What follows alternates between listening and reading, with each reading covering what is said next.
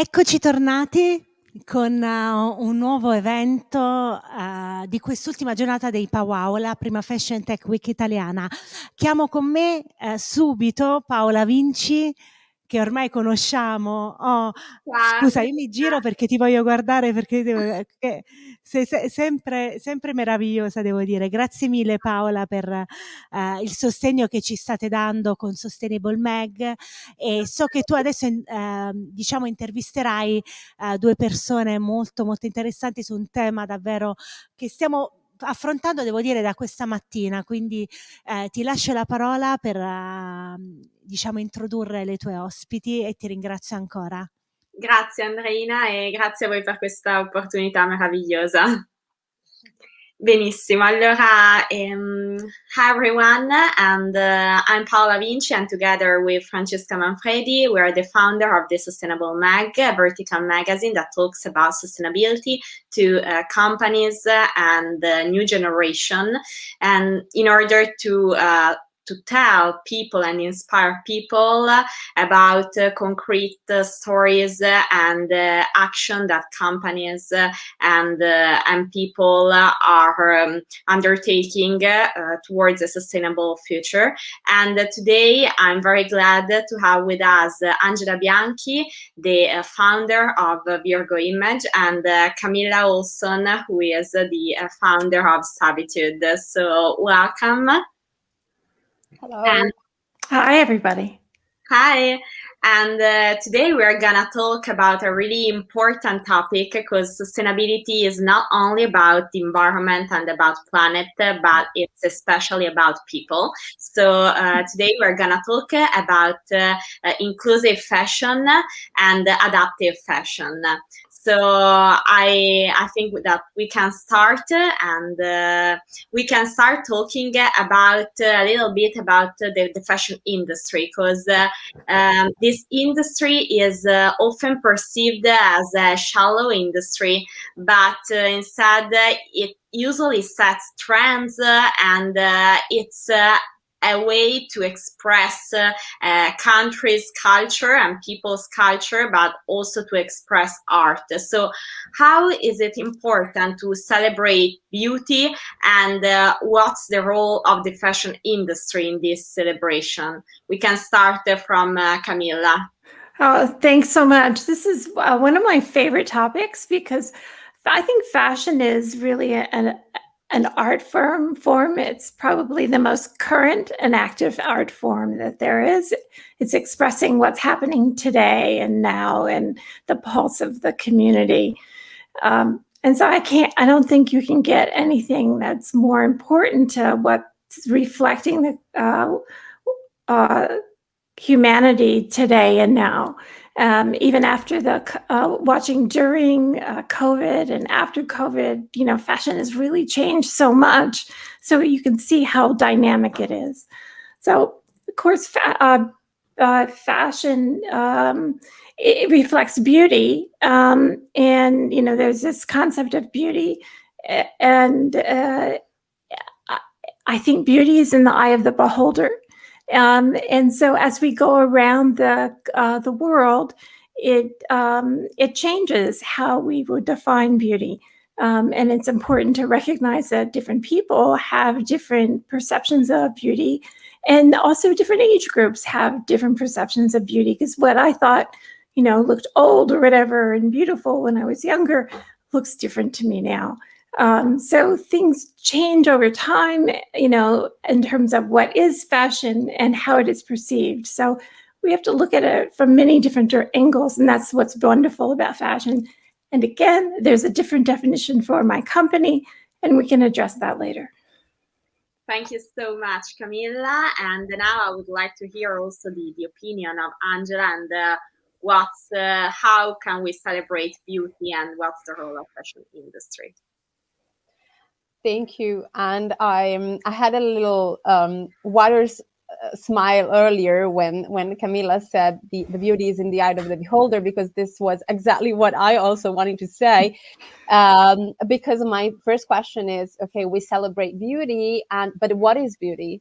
is there a definition of beauty? What is beautiful for me may not be beautiful for somebody else, but not because we have a different perception of beauty, but maybe because we have a different perception of the standards that are set. And then we need to ask ourselves, who set these standards? But we don't have time to go so much deeper in this. But celebrating beauty for me now, today, is really celebrating, it's not just the aesthetical beauty, but it's what beauty conveys as a full expression of someone. We feel beautiful, somebody else sees us more beautiful when we feel powerful, when we feel that we can really express ourselves fully. And that also goes through what we wear and the style that we use. If we are able to be free in our choices and really use the power of fashion, which is that of giving the opportunity to everybody to express themselves. If this is really accessible to everybody, then that, I think, is how we can celebrate beauty, in the best way possible. And this is always in evolution, because we're discovering today, I discovered last night how many, please allow me these words, types of diversity. But again, we need to set what, diversity, but diverse from what? But what we perceive as diverse. So every day, this term is evolving, and eventually we will not be using it anymore. I hope so. So I think the celebration of beauty is this, really allowing everybody to feel, powerful and express themselves freely. And this also happens through what we use as makeup and colors and textures and fabrics and clothes. Thank you so much for these inspiring definitions, and you shared the same vision, and we hope that many people can listen to it, because it's again very important to define and to sensitize people also about this vision. So we know that the fashion industry is an industry that has many problems in terms of sustainability, ethical problems and social issues, but also problems about overproduction and pollution. So, but there's still a huge gap in the market and it's unbelievable that companies are not dealing with this gap. And we are talking about inclusive and adaptive fashion. So can you tell us more about this gap and explain how it can be faced by companies? So again, we can start from Camilla. Well, thank you for that question. We just finished a study of 5 years of Fashion Week, so 11 seasons of runways globally. So I think it was 10,000 images that we analyzed of looks. And we looked at what body shape, what body type, every look was flattering. And we used, kind of ancient principles of flattering, of aesthetics as our guide. And in our vocabulary, we have 729 different body types based on 9 body types and 4 different parameters.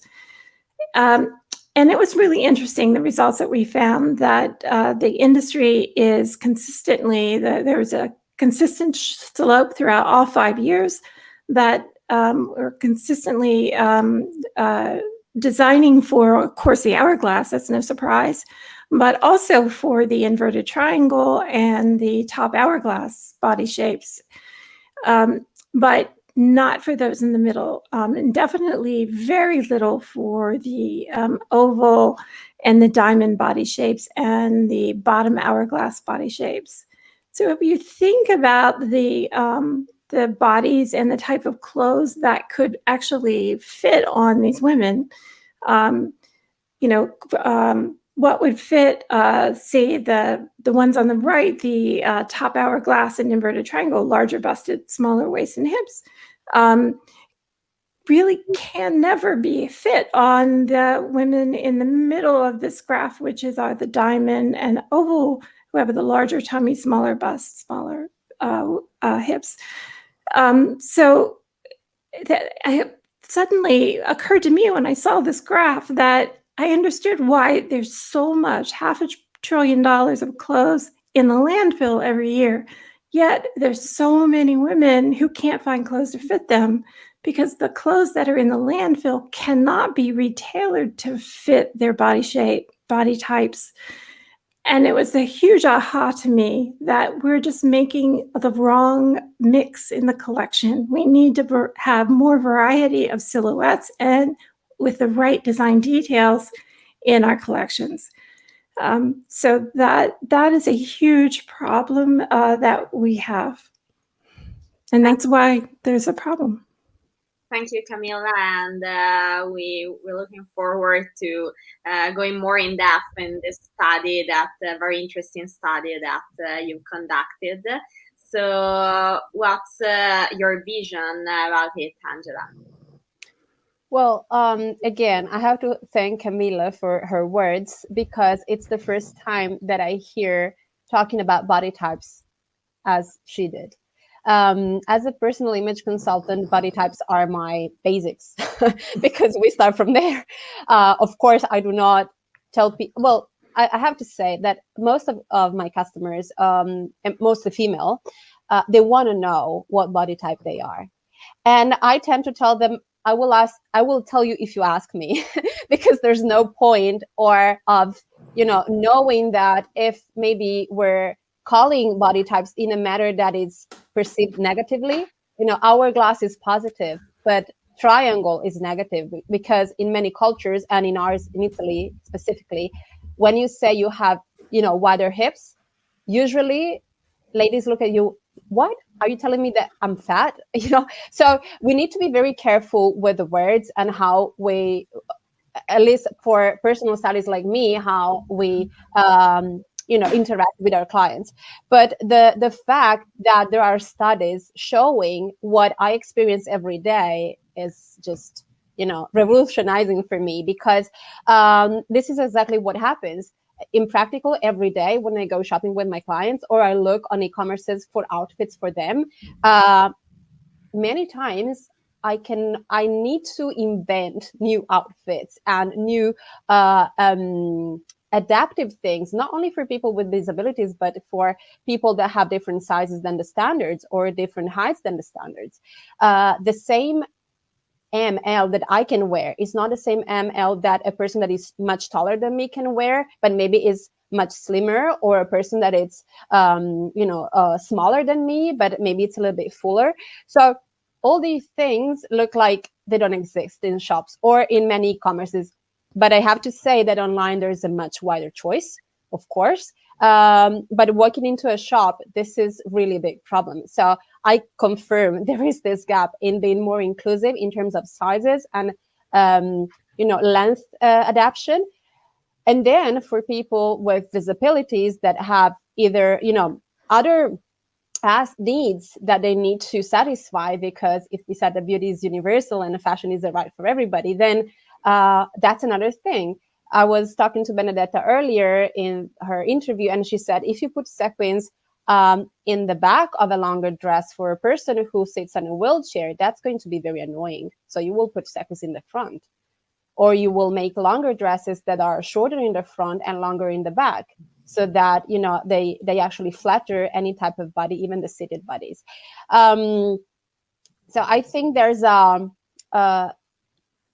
the gap is that I don't want to say there's no will to satisfy the whole target available.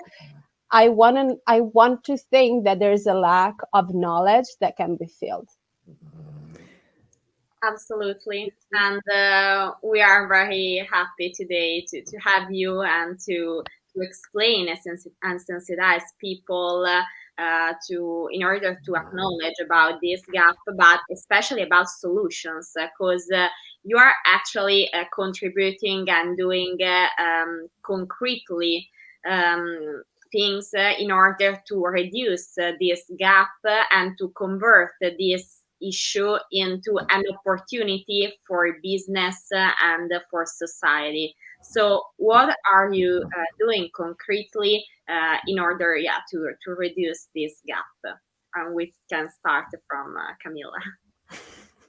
I think there's a trend here. So what we've done is we've taken that information and built a dashboard that comes directly from the graph that we've shown,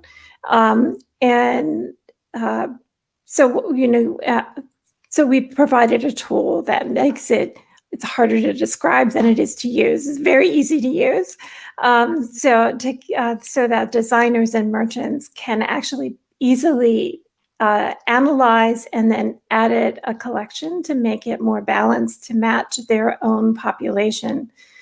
Because our technology recognizes brand DNA, and brand DNA really reflects what that brand views as beautiful, or what they feel is what they want to reflect to the community.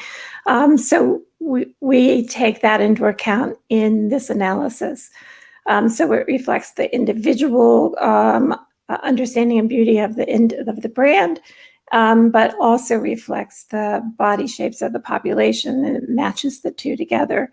Provides I think the first time ever, an analysis of beauty, of aesthetics, and how it flatters a body, and gives the tool to edit it so you can change one form into the other while maintaining brand DNA.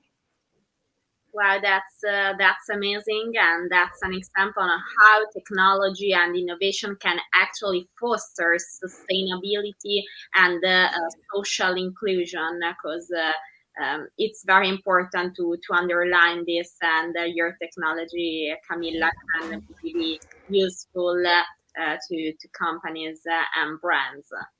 So thank you for sharing, and now let's hear instead Angela. So what I do completely every day, what I feel is my number one priority since last year, is to share information. So I was the first one not to know. So I was the first one researching to find solutions for my customers. So that was why I started all this. So the blog is a way to inform, not be just like a guide for me and my colleagues, hopefully, if they want to, be part of it. But it's a source of information for everybody, so that everybody knows that it's not them being wrong. It's what shops have, that it's probably not for the right target, or maybe somebody doesn't have a specific target in mind, so they just produce. So the blog is the first thing that I'm doing concretely, because out of that, not just information came, but real projects, shootings, videos. We also, won some prizes. So the thing that people are recognizing, that there was a lack for that, and that now they're seeing that this is possible, and that fashion really can be accessible. There is really something for more than something for everybody.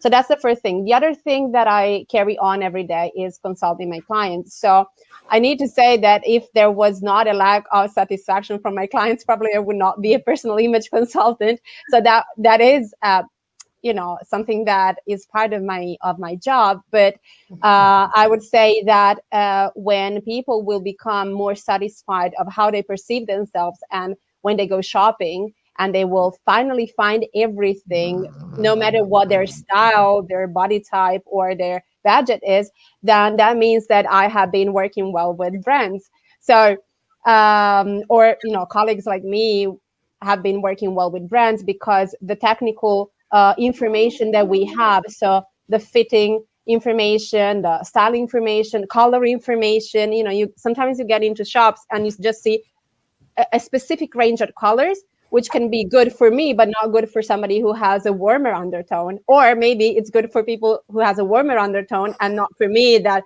if I wear orange would look, can just bury me somewhere. You just don't see me. So I think all this information now are available to final clients, but then we need to match with the brands, and I think this is the way we are doing this concretely from my part, as from my side. Congratulations, that's great, and you both are providing services and tools that can really revolutionize and change the fashion industry. So we hope that many people, but especially many companies, can hear it and start thinking about ways in order to include. To make and create a more inclusive fashion, because they already have tools and people who are ready to support them and to provide them the right tools and advices. So I would like to know, how is the market reacting to inclusive fashions, but also to your services and your tools? You can start also from your home countries in order to. Yeah, thank you. So I first started so this is brand new. We are just launching this. We talked first with the luxury industry, and of course, we learned from the luxury industry that just talking to designers is hard, because designers in luxury, they get their inspiration from God directly. They have a special line of communication. So it's hard to intervene in that space. And so we learned that working with merchandisers is really the better way to go, working on what we call consumer coverage. And that is a much more receptive area to be in. What I find really curious is that I was really, really excited about the work we did on the Fashion Week study. I think that I've never seen any kind of work like that done before. I think it's really good information that should be out there and published. I submitted it as an editorial to Business of Fashion 4 or 5 weeks ago. It's not been published yet. I find that really curious. They said they found it interesting. We're supposedly in dialogue, but I don't see it in print.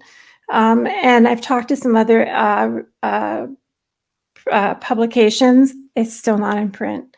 Why is that? I find that interesting. Yeah. That's interesting, and that's unfortunately is reflects also the market and the reaction of the market, because probably not everyone is ready, or not everyone perceives it as an opportunity, but especially as a need, because people need this inclusive fashion, as you've explained before. Yeah, the one-on-one conversations are with every single person I talk to is that, yes, we need this. There's no question, and that it's not make a nice conversation. Everyone agrees that we need it. It's everyone's afraid that the industry is not ready. It's like, who makes that decision? Someone's got to turn the switch, but we're here ready to do that. And we are here to support you. So thank you. Let's do that. Let's turn that switch. Sure. So Angela, what about you? What about Italy and Italian market compared to the other and to foreign markets? Because we know that you act globally. So what's your vision and your opinion about the market's reaction? Well, this is a great question indeed, because there is a potential market, but there's no market yet. So The thing is that even when I started talking to some Italian people with disabilities about asking questions, actually, I was not even proposing things. I was like saying, I have this idea in mind.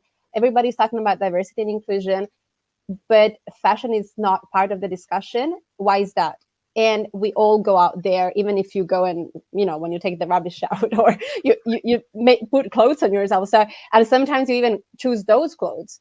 You're aware of what you're wearing when you go out for any reasons. So, and even people with disabilities, some of them, not all of them, were like, but what can we do? Is there a need? I sometimes find clothes and I'm okay with it. But I was talking to people that had more casual styles, or people who were buying even made to measure things. So, but that thing made me really, I would say, curious.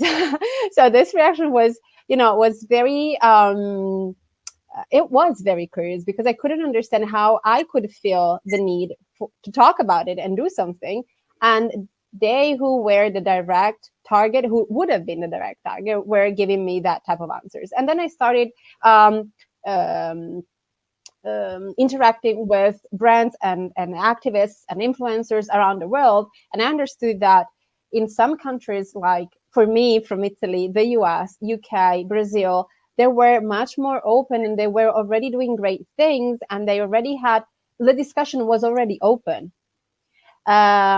So I think there is, talking from the Italian point of view, from what my experience is that fashion is something, we all see fashion, we all touch fashion, we all eat fashion, whatever we put on our plates somehow follows a trend, right?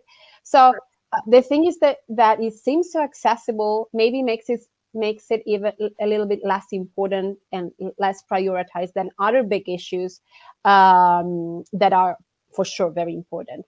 So I think the reaction is a little bit weird now, because there's a lack of knowledge, and because there are lots of stigmas around disability and whatever is diverse. If we're talking about the LGBT plus community, again, I will just give this little example. I have a little daughter, she's 5, and when we go shopping for her, she is like, I don't want to buy things for girls because they're too girly. I want something that is a little bit more, So, and then you find t-shirts with sequins in the boys collection.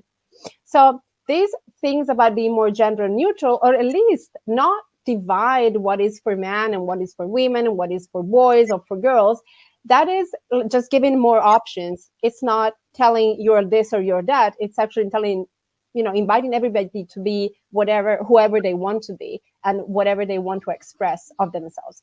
So the reaction is, there's no specific reaction, which is still a reaction, I may say. There's a lot to be done. So yeah, we will talk about this potential market that unfortunately isn't yet a market. But it is beginning to move. I'm sorry. I don't want us collectively to sound that it's so negative. There is movement, and we're engaged with a number of people. We have some agreements going forward, and one of the things that I'm very excited about that works in the adaptive market as well is we have a marketing agreement with Gerber Technology for on-demand made-to-measure that works for everyone, to reduce the excess clothes, because everything's made to measure, all within 1 hour, but it can be made to specification. So no matter what you look like, you can get what you want, and with our technology, you can design what you want. So it's a really cool system. Very, very exciting to be part of it. Yeah, and well, there's for sure there's a movement, and we're here today also to represent it in this along all the day in this meeting, also from many different countries, and with many different means, and also from Angela's experience, new generations are more and more aware of this gap, and they are more and more active in order to solve it. So for sure. And if I may also mention that, there are two, groups that have been working to push this forward, two other, industry think tank groups that we've been working with. Coresight Research and the LEAD have been working very, very hard and very deeply to move forward work in this area. So I want to give lots of, compliments to the work they're doing there. For sure. And I would like to add one word: representation, because this is a huge thing for the market to help create a real market. So, and have the industry evolve. There's a lot that has been done. So this is great. And this representation needs to go on, so that even those who think, well, maybe this is not for me, or maybe this is not a call for me, then they will understand that this is about all of us. For sure, we hope so, and we are going in the right direction. So how can we sensitize and educate people on this theme? Because it's not only about business and about market, but it's also about culture. It's about a set of values. So it's important, especially to talk about it, to educate people about it. Otherwise, people probably don't think about it, even if they would probably embrace it, because it represents each one of us, as Angela and Camilla said. So what can we do? It's really, we're developing a whole new category. And so it's all, goes into the playbook of category development. And you first have to develop the community. And, collectively we can do that. You with a magazine, are in the perfect place to do that. And sensitizing, and it's all about education and getting people to be aware, and just constantly being out there and talking. This is, hats off to Powwow for putting this panel on.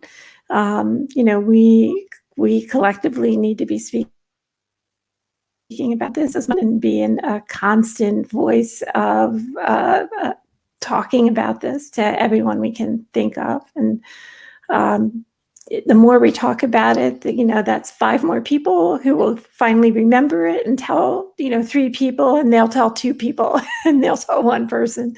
So, a lot more people will have heard about it. And eventually the world will be converted to it. And, we'll think, well, why were we worried about this? So it's typically, I've made, 3 other categories previously, and this is what it's like in the beginning, but it'll happen sooner than you think, but from my understanding, my experience, the community, consumers really want this to happen. They're very excited about this. And we need to bring the industry along. We have to show them just how much the consumers want it. And so I think whatever we can do to show that, it would be the best thing we can do. Absolutely. And well, let's hear Angela. Yeah, I completely agree. Because I am experiencing it on my skin. And the community, I mean, a year ago today, I think I was part of no community. I was just, gathering information, and now we have a small community, and it's getting bigger and bigger. And Camilla, I hope you'll be part of that. I will share information about it. But actually, it's a community open to all those who are active in everything inclusion in the fashion and beauty industry. And I think what Camilla said, there's a lack of education and knowledge. So we need words. So we need to educate people. It's not like we only need facts, because facts come after words altogether. But we need words, and we need the right words. We need the right people to talk about different topics, and to make other people understand that being diverse is not negative.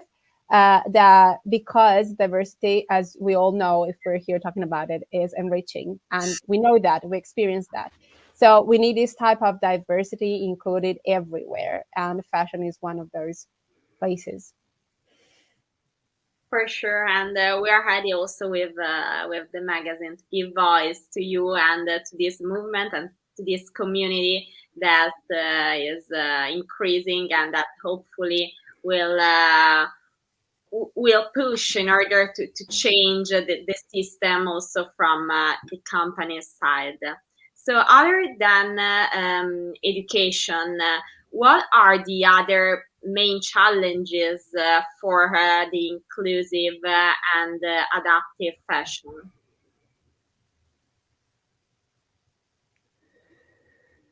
Well, it's.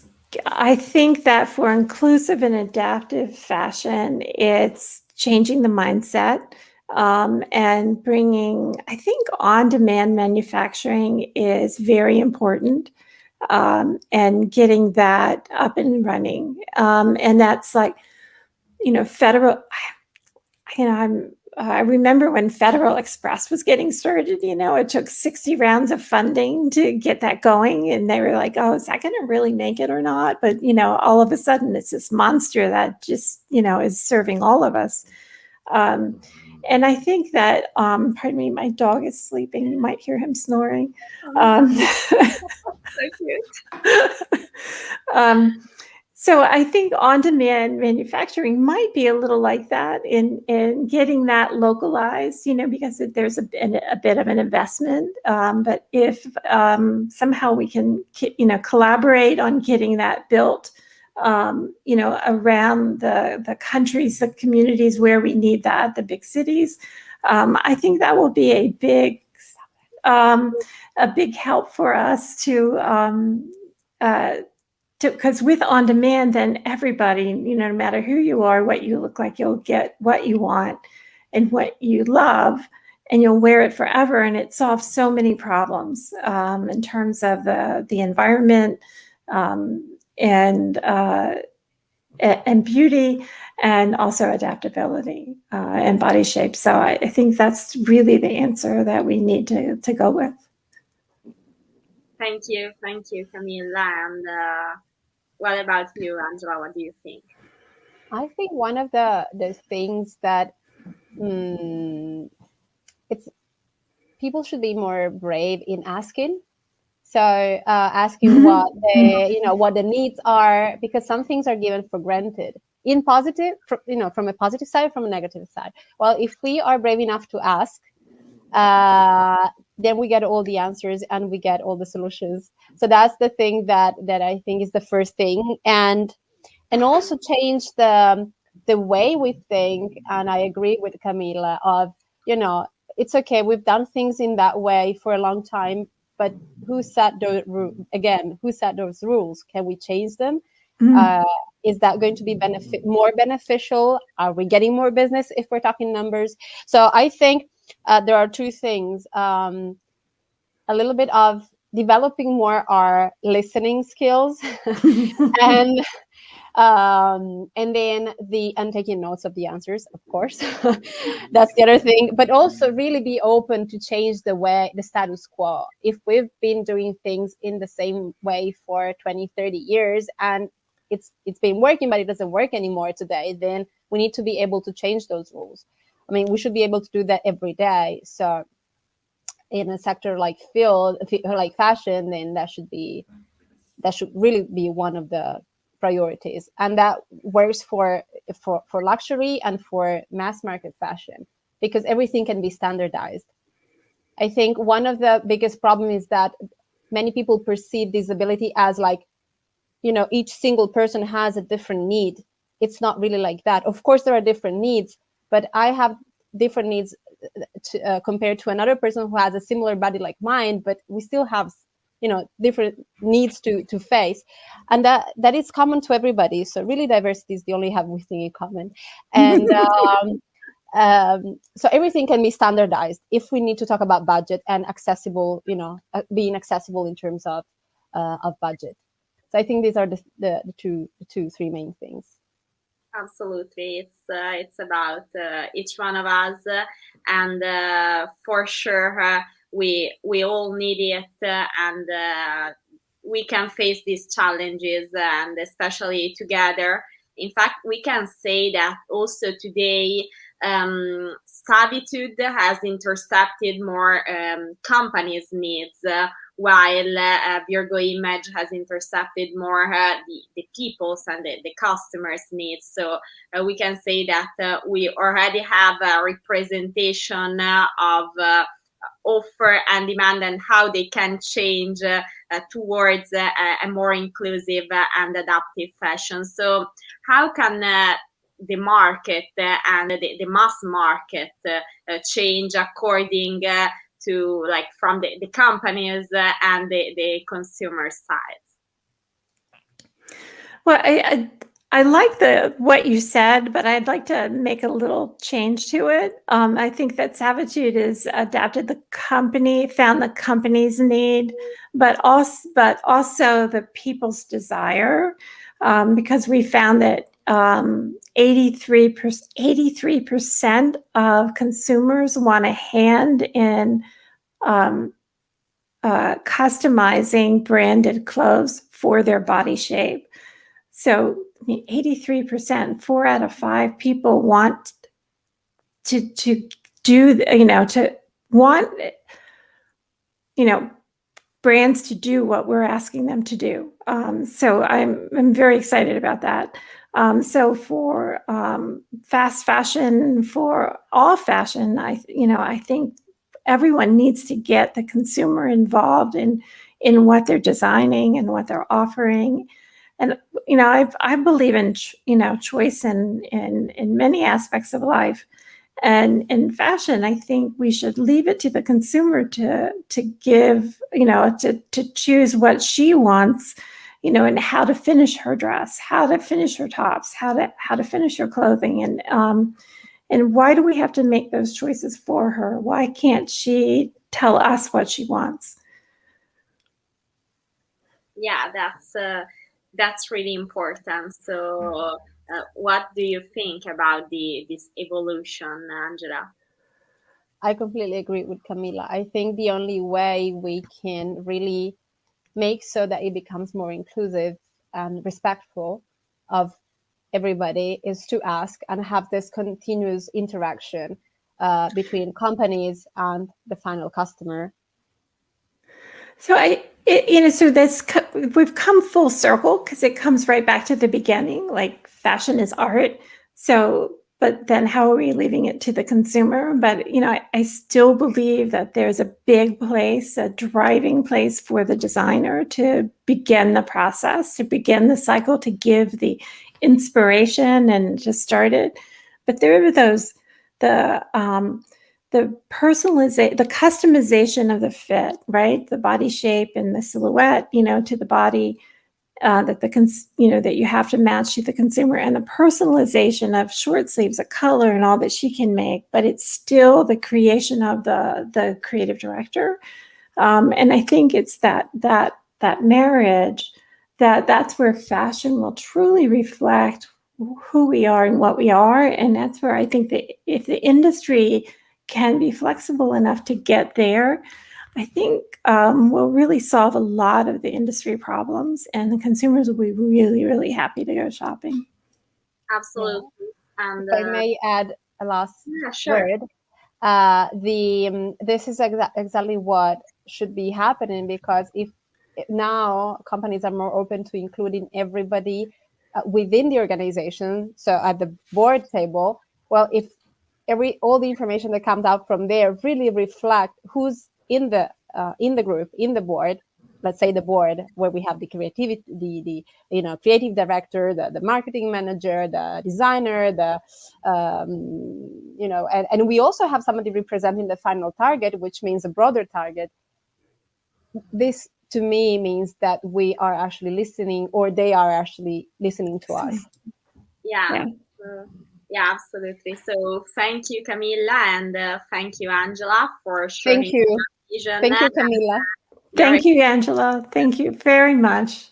Thank you so much. Yeah. And now Thank you all. Thank you, Paola. Thank you, Angela, and a special thanks to Camilla, because I know that there is very late or very early. It's very early. Very early. Thank And you. so thank you very, very much. Okay. Ciao. Thank you. Ciao. Bye. Have a good day.